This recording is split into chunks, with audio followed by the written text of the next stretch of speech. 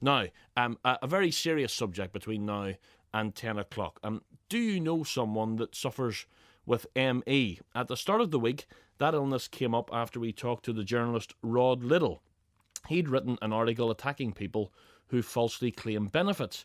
In his Sun column, he said it was far easier to be disabled these days than ever before. But he then went on to have a go at people who, in Rod's opinion, had newly invented illnesses which make you a bit peaky for decades. I think one of the reasons, my suspicion is, and I don't have any science to support this, but my guess is that one of the reasons that the number of people claiming to be disabled has gone up so swiftly in the last 10 and particularly 20 years is that there are now two very vaguely defined illnesses, and both of them are vaguely defined, which people can claim to have. Whether or not they have them or not is a different issue, and that's fibromyalgia and ME.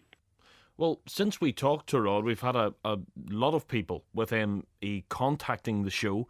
Jacqueline's son has suffered from ME for 3 years. Horace also suffers from ME. They're both on the line this morning. Jacqueline, when you first heard those comments, I mean, how horrified were you? We were absolutely disgusted as parents. That is so untrue, and it's an insult to us as parents and carers and to our child's illness. Do you think it's a reflection on how people view ME? Do you think it's a widely held viewpoint, or do you think Rod Liddle is in a minority here? Well, I think the awareness has raised significantly now, but like us as parents knew nothing about ME until 3 years ago. And I think, to be honest, that man needs to go and educate himself, because at the minute he's been quite ignorant till suffers. How difficult is it day to day living with ME? Well, our child, he's almost 12 now. He's in constant pain, extreme tiredness. He's unable to attend school. He's bedridden a lot of the time. He has loss of memory. It's a very lonely illness. Now, we have been advised now that, maybe to help with his learning. Now, his learning would be to complete the alphabet at nearly 12 years of age. To a child that could do all this, to maybe get an iPad that, he could use it rather than having to even make the effort to write. And, our child was a dancer. He was a singer. He was a performer. He loved life. A great popular child within the school, to be struck down with this horrible condition. When did you realise that was the case, that your son was suffering from ME, and was it difficult for you to get your head around it?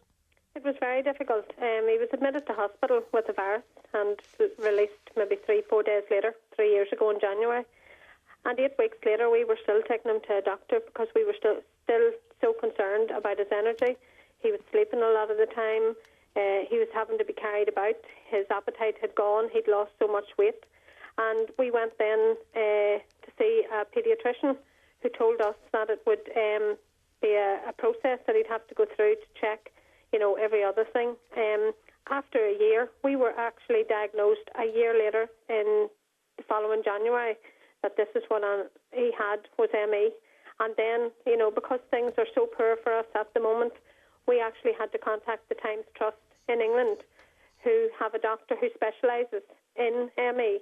And we had to go and see this doctor. We were lucky that he met us in Dublin to see our child, and he diagnosed our child with classical severe ME. And up until that, we never knew anyone with ME. How could our child imagine to be sick for 3 years? How could he play a game like that for 3 years? I would invite yourself, anyone, and Rod Liddle to come to our home and see our child. And maybe then he will realise that he has been outspoken in this manner, and that this is an illness, and it's a very debilitating illness that our child has. Jacqueline, what's your son's name? Andrew. Andrew, how does Andrew himself cope with it? Does he let it get him down? I mean, how does it actually affect him on a day-to-day basis in terms of even what he's able to do and his interaction with his friends? Does he see that his friends are doing things maybe that he doesn't do, or how does it manifest itself for him day to day? Well, we have to carry him to the toilet. We have to shower him. He's now in a wheelchair. But we try to maintain a family life. He's not the only child in our home.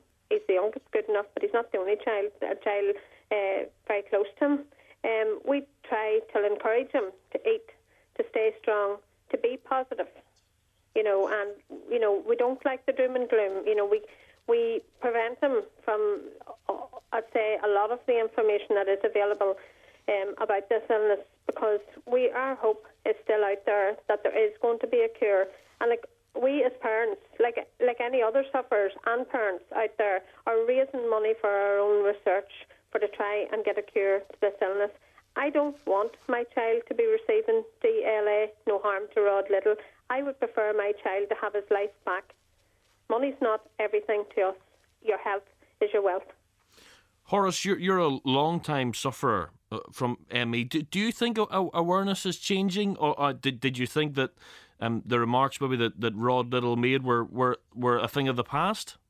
No. We get a fair deal from the press, usually. We get a fair deal from the politicians, but there's a sector of the medical profession who are sceptical about ME. So the kind of things Rod was saying, Rod can get worse than that. In The Spectator, he called ME patients malingering mentals. Rod was perpetrating the kind of stigma which comes from a section of the doctors, that it's not that we don't have a physical illness, that we're imagining it, that we're malingering, and actually that we're mentally ill.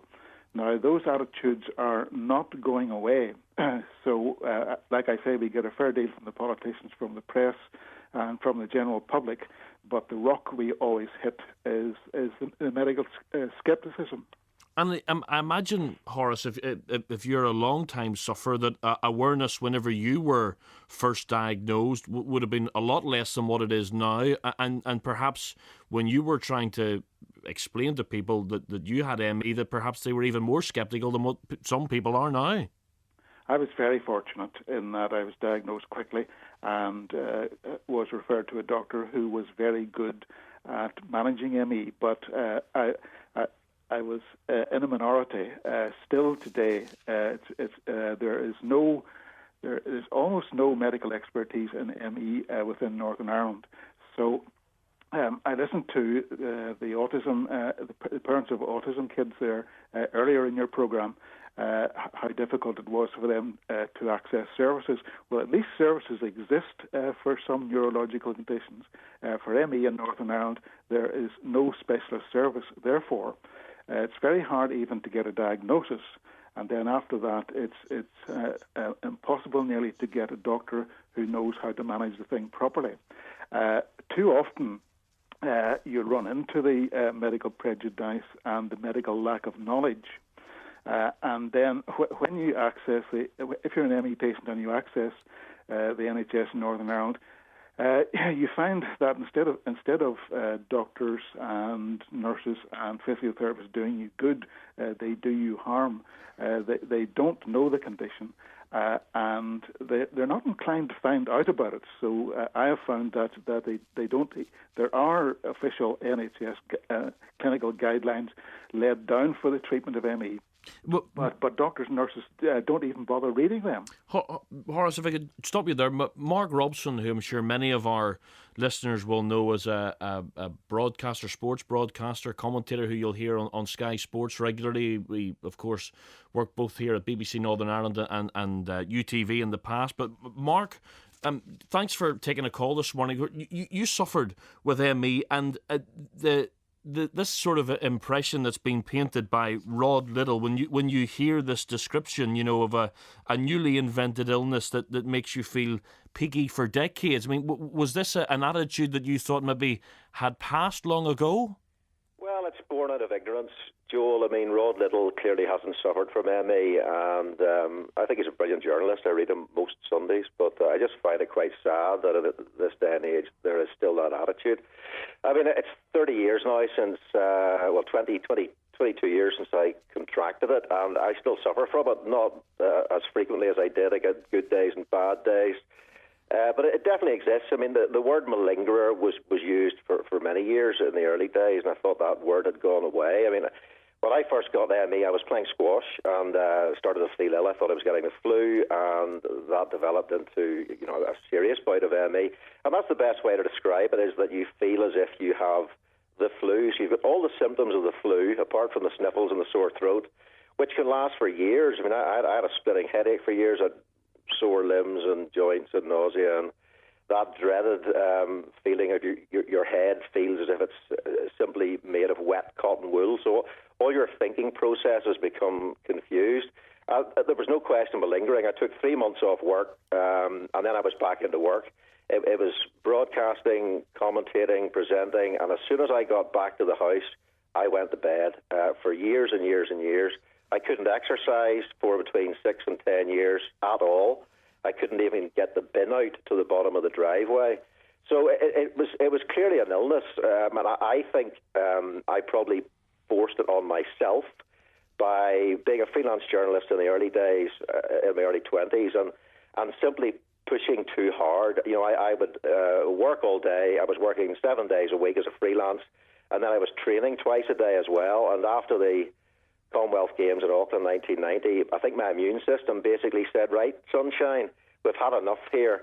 And whether it was a link to a virus, which it may have been, my body simply shut down. And that's what I think happens with ME. For some reason that we don't know, whether it's genetic or whether it's caused by virus or pollution or something in the environment, the body simply, I think, shuts itself down for your own protection. That's always what I have felt. As I say, I still get bad days. I've done a couple of mountain marathons in the last 2 years, so not too bad. I'm pretty much back to 90%.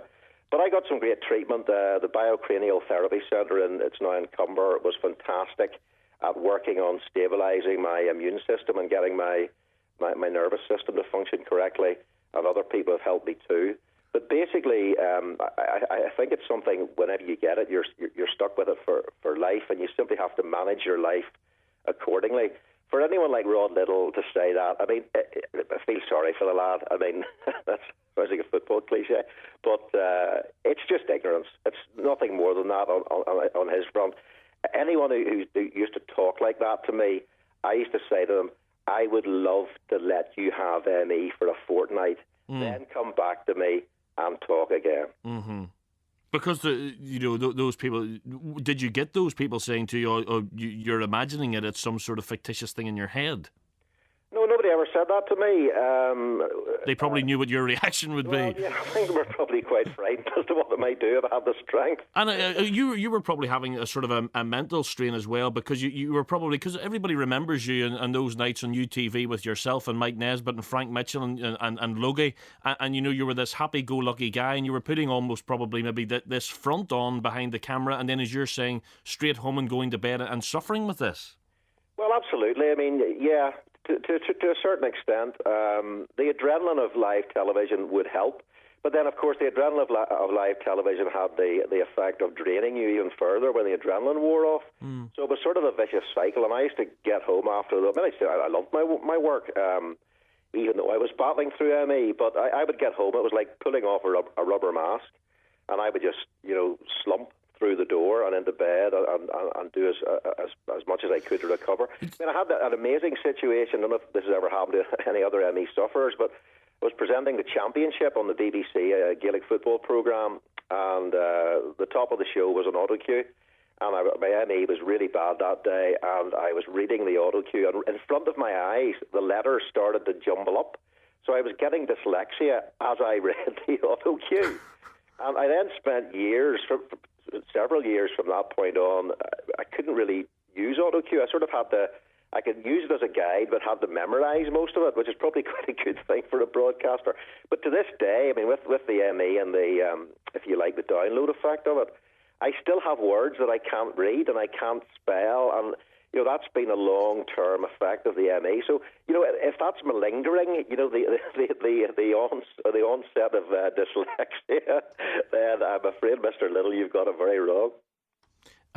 Mark, the other interesting point, were your employers during the various stages of your career aware of this? Or was there a point when you thought, I'm going to have to make people aware of this? Well, I didn't allow my employers to know. I mean, I moved to England to work for Sky and then Eurosport, Channel 5 and ITV and various channels over there.